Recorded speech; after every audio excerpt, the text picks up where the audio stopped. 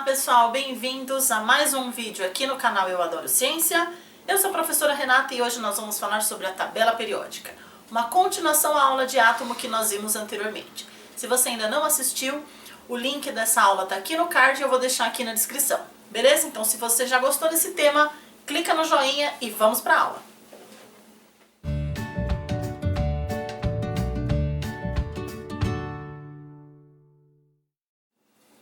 Bom pessoal, começando. A tabela periódica foi criada lá em 1869 pelo russo Dmitri Mendeleev. E ele organizou os elementos químicos, ou seja, os átomos, de acordo com a massa atômica de cada um deles.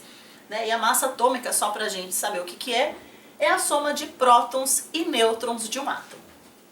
Mas, em 1913, Henry Moseley resolveu organizar a tabela periódica de uma outra forma, que foi base com o que nós conhecemos de tabela periódica hoje. Então Moseley organizou os elementos químicos de acordo com o número atômico. E para a gente saber o que é, o número atômico corresponde à quantidade de prótons e elétrons que existem no átomo. E é sempre a mesma quantidade. A quantidade de prótons é igual à de elétrons. Bom, gente, a tabela periódica ela é composta por períodos, que são as linhas da tabela na horizontal, que vão determinar o número de camadas ou níveis de energia, número de camadas de elétrons que tem cada átomo. E também por famílias, que são as colunas na vertical da tabela, que se dividem em elementos de transição e elementos representativos. Os elementos de transição apresentam propriedades muito semelhantes, propriedades químicas. Já os elementos representativos, as famílias se agrupam de acordo com o número de elétrons na camada de valência, ou seja, na última camada. Pessoal, agora vamos ver um pouquinho sobre o esqueleto da tabela periódica e entender o que significa família, período e camada de valência. Vamos lá! Bom, pessoal, agora eu coloquei aqui para vocês um esqueleto da tabela periódica para a gente poder interpretá-la, entender como que ela é organizada. Eu falei para vocês agora há pouco que Henry Moseley criou a tabela periódica como nós conhecemos hoje. Claro que ela teve alguns ajustes, mas é o padrão que ele determinou lá no começo do século XX. Então a tabela periódica está organizada em períodos, que eu representei pelos números em vermelho, e os períodos estão dispostos na horizontal e determinam o número de camadas eletrônicas que o elemento vai ter. Então, por exemplo, um elemento que está no quarto período vai ter 4 camadas de elétrons. As famílias eu dividi em 2 grandes grupos. O grupo que eu representei pelos números em verde, que são dos elementos representativos, ou seja, os elementos mais importantes da tabela periódica, e o número da família indica a quantidade de elétrons que está na última camada, ou seja, na camada de valência. Se eu pegar, por exemplo, qualquer elemento da família 2, quer dizer que tem 2 elétrons na sua última camada. E as famílias que eu representei em azul são as famílias dos elementos de transição, que tem algumas particularidades, certo? E aqui desse lado eu coloquei como que estão dispostos os átomos na tabela periódica. Então em toda a tabela a gente encontra cada quadradinho desse com essas 4 informações básicas. Aqui em cima, que eu representei pela cor azul, é o número atômico. Ou seja, é o número de prótons que esse átomo contém. E o número de prótons é exatamente igual ao número de elétrons. Em rosa, a gente tem o símbolo do átomo, o símbolo químico desse átomo. Em preto está o nome do elemento. E em roxo é o número de massa, ou seja, a massa atômica desse elemento químico. E os elementos químicos, ou seja, os átomos, estão dispostos em ordem crescente de número atômico, ou seja, o número de prótons. Então, se considerarmos aqui, a gente lê dessa forma, por período. Aqui tem 1, 2, 3, 4, 5, 6 e assim por diante. Agora a gente vai entender um pouquinho como funcionam os blocos de distribuição eletrônica na tabela periódica. A gente vai ver uma aula futura sobre o diagrama de Linus Pauling que determinou os subníveis de energia, ou seja, os subníveis de elétrons em cada camada eletrônica. Então a gente vai ver agora como isso se divide. Vamos lá! Bom, pessoal, então continuando o entendimento, compreendendo, interpretando a nossa tabela periódica. Eu acabei de falar para vocês agora sobre família e sobre período. E a tabela também é organizada em relação aos subníveis de energia. Então eu falei para vocês que existem camadas de energia, que são representadas pelas letras maiúsculas K, L, M, N, O, P e Q, e existem subníveis de energia que são representadas por letras minúsculas S, P, D, F. E a tabela também se divide em blocos desses subníveis. Então em laranja eu representei o bloco dos elementos representativos de subnível S. Em verde estão representados os blocos dos elementos representativos de subnível P.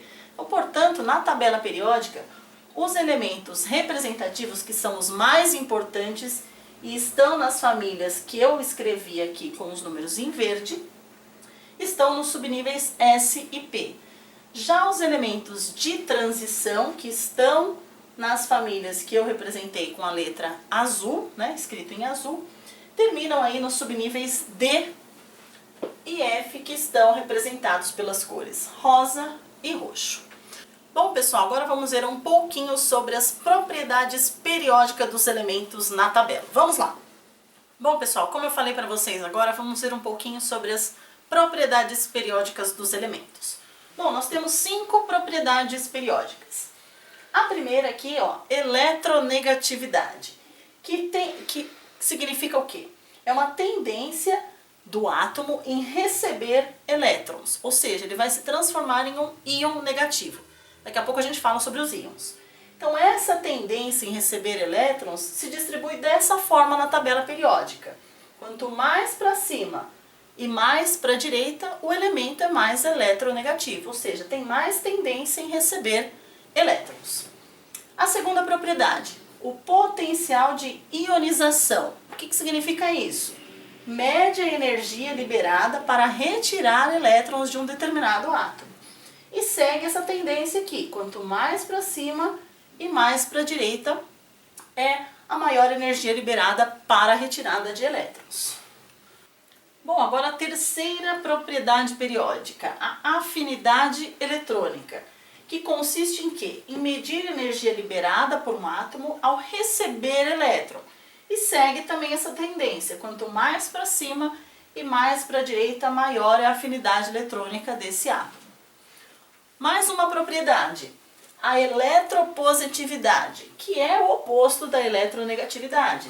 Ou seja, é uma tendência do átomo, em perder elétrons, ou seja, ele vai se transformar em um íon positivo. E aí é o contrário da eletronegatividade. Quanto mais para a esquerda e mais para baixo, mais eletropositivo é esse átomo. E a última propriedade aqui que nós vamos falar hoje é o raio atômico, que consiste em quê? A distância do núcleo até chegar à eletrosfera.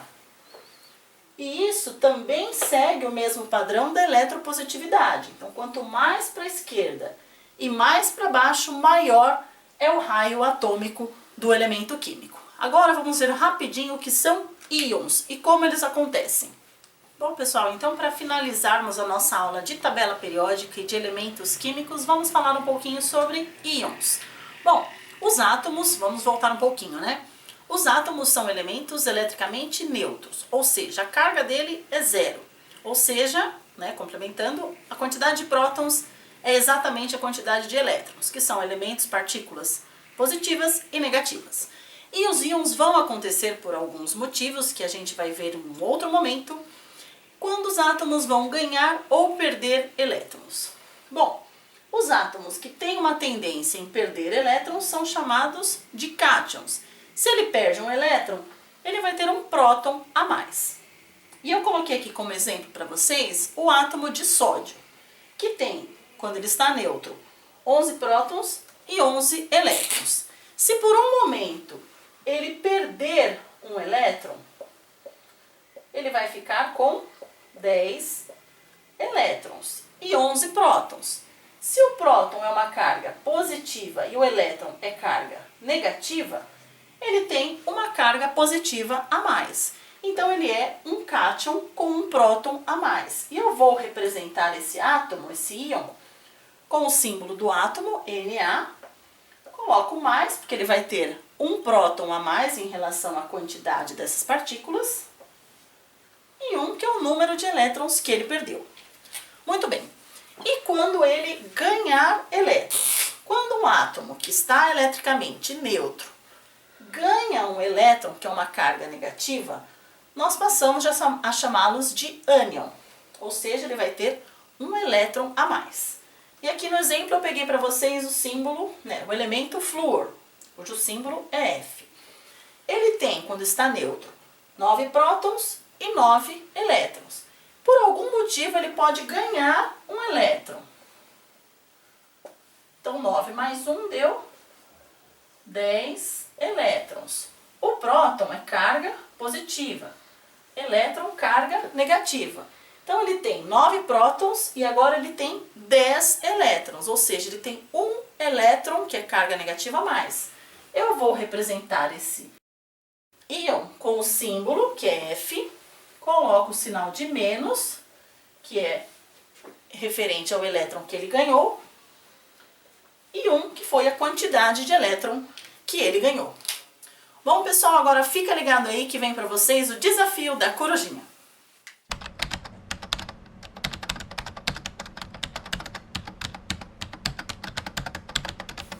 Voltei, pessoal. Conseguiram resolver esse primeiro desafio da corujinha de hoje?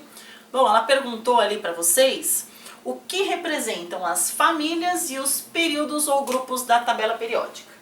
Então, ela quer saber o que se representam as famílias e os períodos. Eu falei para vocês que as famílias são as colunas da tabela periódica. E quando a gente se trata sobre os elementos representativos, que são aqueles mais importantes, indica aqui a quantidade de elétrons na sua última camada. Então, a quantidade de elétrons na última camada ou na camada de valência. Já os períodos, eu falei para vocês que são as linhas da tabela periódica, que estão na horizontal. E o período representa a quantidade de camadas de elétrons que esse átomo tem. Então, aqui, ó, quantidade ou número de camadas de elétrons de cada átomo. Moleza, né? Então vem aí o segundo e último desafio da corujinha de hoje para vocês.